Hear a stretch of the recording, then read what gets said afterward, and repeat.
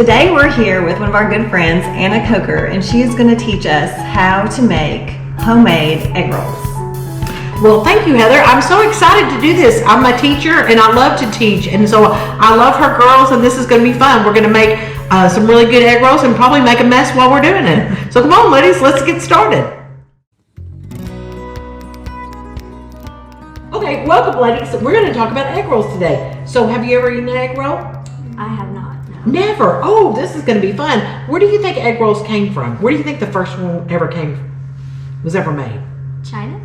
That would be a good guess. Well, guess what? It was in New York. New York City, like paste pecani sauce. That's where the first egg roll came from.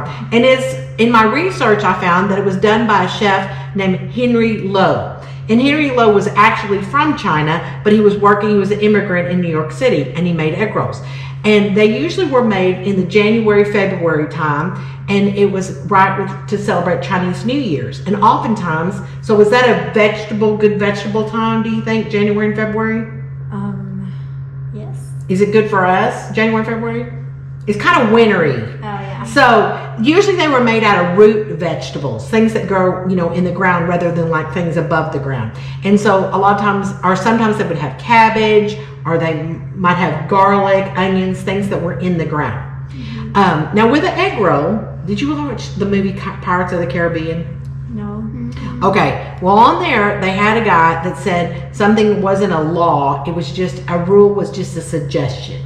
So the recipe for egg rolls is just a suggestion. It's not a law. You guys are famous bakers, baking with the bakers. And when you do bakery, you kind of have to stay on the recipe. You can't go off road. You have to follow, because baking is a chemical reaction. But in egg rolls, you can put anything in an egg roll. Mm-hmm. Guy Fieri, one of my favorite chefs, he has a Philly cheesesteak egg roll. And Chili's, have you eaten at Chili's here in Decatur? They have a Southwestern egg roll. So pretty much anything you think of, we can put in an egg roll. I've never made a dessert egg roll, but I think that would be fun. Mm-hmm. Okay, so let's talk. Have you ever heard of spring rolls? Have you ever heard of that? Okay, there's a thing that's like an egg roll, but it's just called a spring roll. And the difference between a spring roll and an egg roll is actually the skin. It's kind of like a tortilla. Well, in an egg roll, it has egg in the ingredients. In a spring roll, it does not. An egg roll, when you fry it, it gets kind of bumpy. It looks kind of like fried chicken, which is yum. But in a spring roll, it gets kind of splintery. Like when you crunch it, it sounds different and it kind of splinters. Kind of like your baklava. You know how that kind of gets splintery? That's how a spring roll. Then there's another thing called summer spring rolls. And you buy the skin for that. A lot of times they're round. They're kind of like a noodle, like a macaroni. You soak it in water and it gets real soft, and then you put the vegetables in it. You eat those in the summer. Sometimes they're called summer spring rolls. People put glass noodles in them, or chopped up real fine vegetables, or shrimp. And you can put basil or cilantro. It's kind of for a summery dish. They're not fried. You eat them, they just fold them over and you eat them just like a salad wrapped up in them. Mm-hmm. A tortilla skin, but only thinner. So today we're gonna make egg rolls, and you can make egg rolls with any kind of meat. We're gonna use pork today, pork and vegetables. And you can eat them hot or cold. My family uses them cold, and we're gonna have leftover today because the skins only come with 15 in a package, and it's gonna make more than we need. So what do you think I'm gonna do with the leftover egg roll filling? Save it for another time? Well, I could do it for another time, but we like bowls. So I'll just make some rice, and we're gonna take rice and we'll just mix it up with the leftovers, and we'll have, like Chinese bowls. Ah. All right, so here we go. Okay, we're gonna start over here with our aromatics, and they're called aromatics because they smell good. Do you know what this is? Ginger? Ginger. Oh, good. It looks to me like a bulb like you put in the garden. But I want to show you how to peel ginger. You can peel it with just your spoon. Okay. You can use a peeler, but you can peel it with your spoon. I think it smells so good. Once you eat it, I'm just going to cut a little piece off right here. Once you eat it, and that's probably going to be more than I need, I'm just going to peel it with a spoon. I could use a peeler.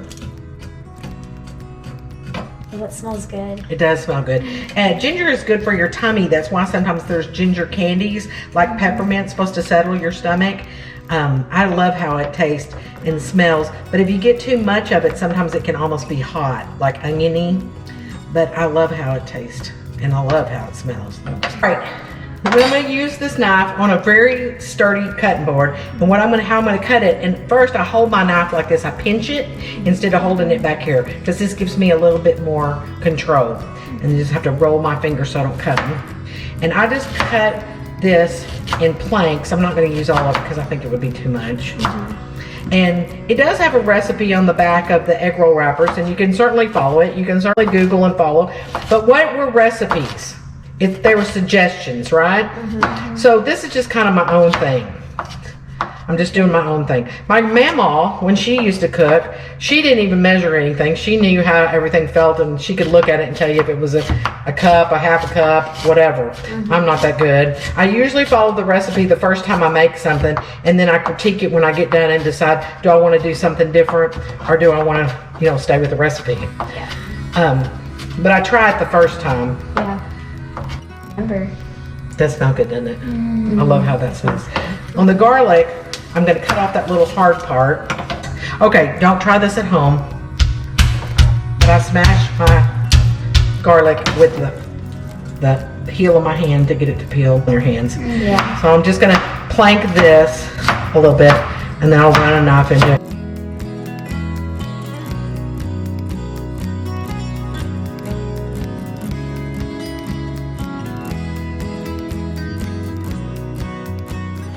We're going to use ground pork today. You could, like we talked about, we can use anything. You could use ground chicken. You could probably make it with hamburger meat, but I'm going to use ground pork. The first recipe that I got with this said to use 3/4 of a pound, but you can't really buy 3/4 of a pound of anything. So I always bought a pound, and this is a little bit over a pound. So we'll have leftovers, but that's okay. I'm all about the leftovers. So, who can tell me what kind of skillet this is? Cast iron? Yes. This is, when I was a little girl, my granny cooked on these skillets, and my mama cooked on these skillets, and when I got left home, I wanted a cast iron skillet, and my mother said, you are not ready for a cast iron skillet. And so, but now I have cast iron skillet, and it is my favorite thing. This skillet has actually gone on vacation with me, because I carry it if we go somewhere and we rent a house or something. Because I can make everything in a cast iron skillet. If I have this one thing, I can do anything. I can make biscuits, I can make, and I love them. I have a medium one and a little baby one. And back in the pioneer days, if somebody's farm was on sale, or on fire, and their farm was burning, and the lady went into the house, this might have been the only thing that she took out because it was her most valuable possession. And if my house was on fire, I promise you this would be one of my favorite things to take. I'm going to just add our vegetables, and I think a lot of people are afraid of cooking because they're afraid of it, and they're afraid they're going to make somebody sick, or they're going to make somebody kill somebody. But I think if you keep it clean ingredients and keep clean hands and all your equipment is clean and use quality products, you're going to be fine. But you do have to make sure that meat is cooked all the way through. And this is pork, so it's pink right now, but we're going to cook it till we don't see any more pink.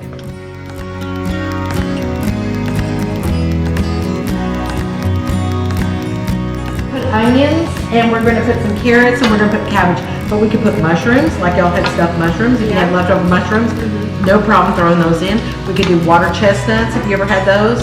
Kind of crunchy, they're white, kind of crunchy. They don't really have much of a taste. It's just a crunch. But, we could put snow peas. We're going to put bean sprouts in them. But we could put it, there's a lot of different things. I mean, kind of whatever you have in your refrigerator. We could grate your zucchini. Yeah. And we could throw it in there. We could grate squash. We could put anything we want to in an egg roll. I mean, the recipe is just a suggestion. Yeah.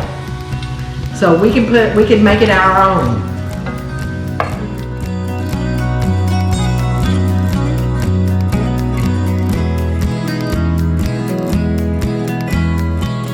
We're going to use 3 spring onions. I'm just going to cut off the little root.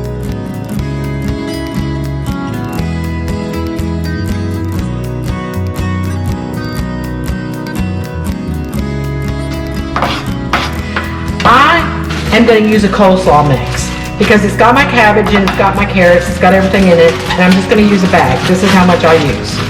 And when I get over to the stove, I'm going to add some more carrot sticks just because I like carrots. And I don't really need to cook this hard, cook it.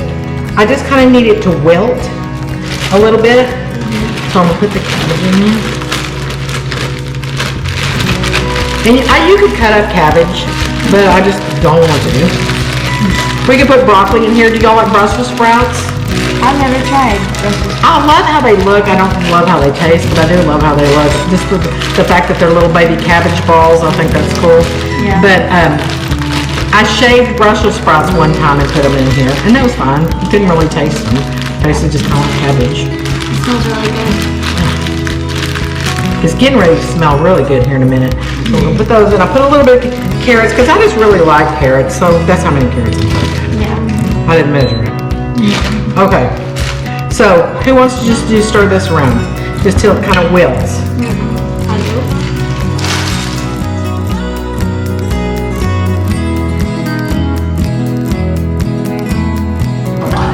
Okay, so what I did is I took a thing of bean sprouts and I just drained it and I'm just gonna pop those in too.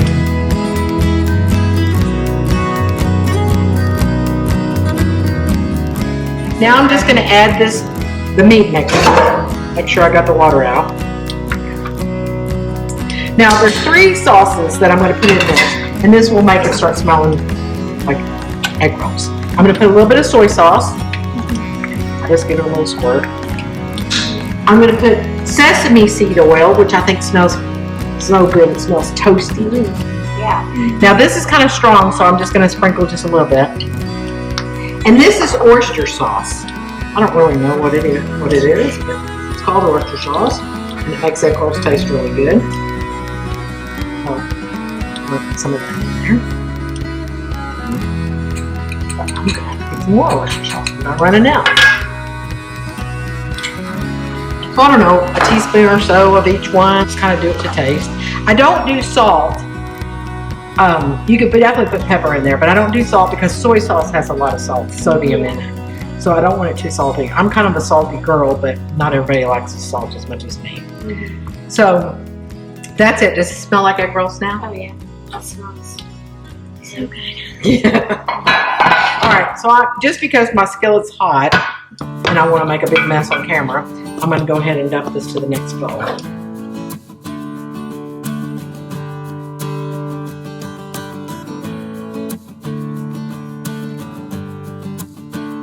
Okay, so these are your egg roll wrappers, and I put them under a wet paper towel so they don't dry out, because if they get dry, they get crispy and they don't roll well.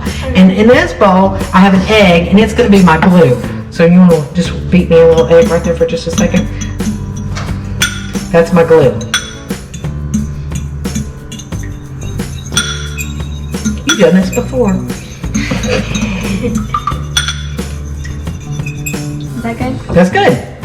That's our glue. So I take one of these, and they kind of got little boogered up on the corners, so I hope that doesn't interfere with us. Put it on my cutting board, and Mia asked if it was supposed to be wet or dry. Dry is better because it won't stick, but we'll see. So I'm put it as a diamond with a point away. This is kind of like y'all's, what were those things y'all made? The crab? Crab onion. Yes. Kind of like this. And maybe 2 of these. The first one doesn't, I mean, it takes me a minute usually to get it going, but I kind of put it up at the top, kind of have to mess with it, make it plain. Tuck that under a little bit. And then I take a little bit of glue, put it on these sides, fold it over, kind of like rolling a burrito. Oh, and of course I've busted it. And you don't want to fill it too full, because if we get it too full, that little bust will be covered up. If we get them too full, they'll break out in my well, I'm going to use the deep fat fryer. Oh, okay. So here's one of them.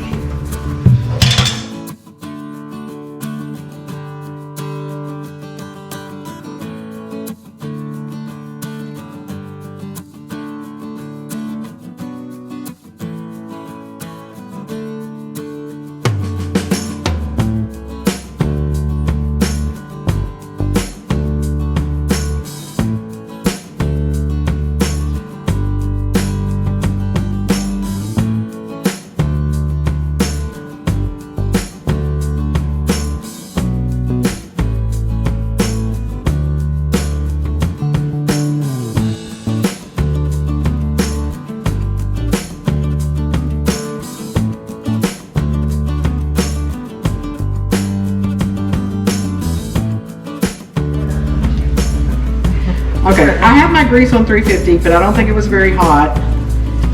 But I'm going to turn it up just a little bit because